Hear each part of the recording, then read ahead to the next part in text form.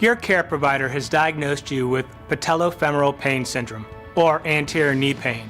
Patellofemoral pain syndrome is managed through rehabilitation, performing exercises and stretches to increase the strength, endurance, and flexibility of the muscles of the hip and knee. Exercises in this program are organized by phases. Unless directed otherwise, start with phase 1. Advance to the next phase no sooner than 3 weeks, and only when you feel you have mastered the exercises and can perform them with minimal effort and discomfort. The overall goal of this program is to reduce your knee pain, increase your overall physical fitness, and ensure that you are able to meet mission standards. I recently injured my knee, so my doctor recommended a 3-phase rehab program, and this is phase 1. Phase 1 begins with leg strengthening exercises. Perform 10 repetitions of each exercise in order with minimum rest in between. That is 1 set. Repeat this cycle for a total of 3 sets. Side lying hip abduction. Lie on your uninjured side with your bottom knee bent, your top leg straight, and your top hip rolled forward to provide stability and balance. In a slow and controlled manner, lift your top leg in the air, leading with your heel. Hold for 5 seconds and then slowly lower your leg to its starting position. You can use an elastic band to increase the difficulty if your leg's weight alone is not challenging enough. Standing hip extension. Stand on your uninjured leg, keeping your knees straight. Keeping your balance, keep your injured leg straight and slowly lift it back and behind you. Squeezing your glute as you move. Hold the position for 5 seconds and slowly lower. Side step-ups. Stand sideways next to a low step, about 3 to 6 inches high. Your entire foot should be firmly planted close to the edge of the step. Step up on top of the step using your injured leg, straightening your injured knee. Pause briefly before slowly returning to the starting position.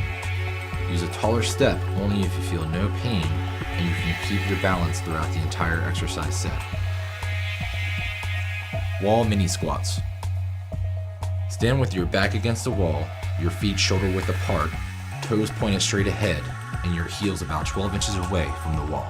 While pressing your entire back into the wall, keeping your weight on your heels, bend your knees and slowly lower your body. Do not proceed to the point of pain. You don't need to do a deep squat. Hold this bent position for 5 seconds and then return to the starting position by straightening your knees and sliding your back up the wall. Increase the depth of the squat only if you don't feel pain in your knee. Increase the time you hold each squat up to 20 seconds to make the exercise more challenging. Next are the core exercises. Perform both exercises with minimum rest, alternating between each exercise for a total of 3 sets. Glute bridge with hold. Lie face up on the ground, knees bent about 60 degrees, with your feet hip width apart and firmly planted on the floor. Lift your hips off the floor, pushing through your heels and squeezing your glutes as you lift your hips. Hold for 5 seconds. Do not overextend your back. You should feel the activity mostly in your legs. If you feel strain in your back, lower your hips a bit until you feel your legs and glutes take control and hold there. Add time to each hold up to 20 seconds to make the exercise more challenging. Plank knees down. Lie face down, propped up with your forearms on the ground and your elbows under your shoulders, with both knees bent and a towel beneath to cushion your injured knee. Lift your hips off the ground, creating a bridge from your forearms to your knees. Keep your abdominal muscles tight and your back flat as you hold the position for 30 seconds. To make the exercise more challenging, bridge from forearms to toes, lifting your knees off the ground. However, don't try this unless you can keep the abdominals tight, the back flat, in a straight position. Cardio, phase 1. For phase 1 cardio, do some kind of non-impact activity at least 3 days a week, and then 5 days a week as it becomes easier. As a general rule, don't increase the volume or intensity of your cardio exercises more than 10% per week. The key is non-impact activity that doesn't cause pain in your knee. At this initial stage, the intensity doesn't need to be extreme, as long as you're making progress. Stretches, phase 1.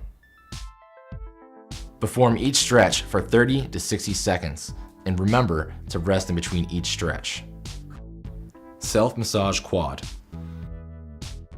Lie face down on the floor with a tennis ball, foam roller, or similar object under the thigh of your injured leg. Support your body weight with your forearms and toes, moving up, down, and around the thigh on the massage object. Try to relax your body, especially the thigh you're rolling. Give extra attention and time to areas and the muscles that feel the most sore. Lion quad stretch with towel. Lie face down on the floor with your injured knee bent and towel looped around that foot. Hold the ends of the towel in one hand. Press the front of your hip down against the floor by squeezing your glutes, and slowly pull the towel until you feel a stretch in the front of your thigh. If you feel pain in your low back, place a pillow under your belly button and try the stretch again.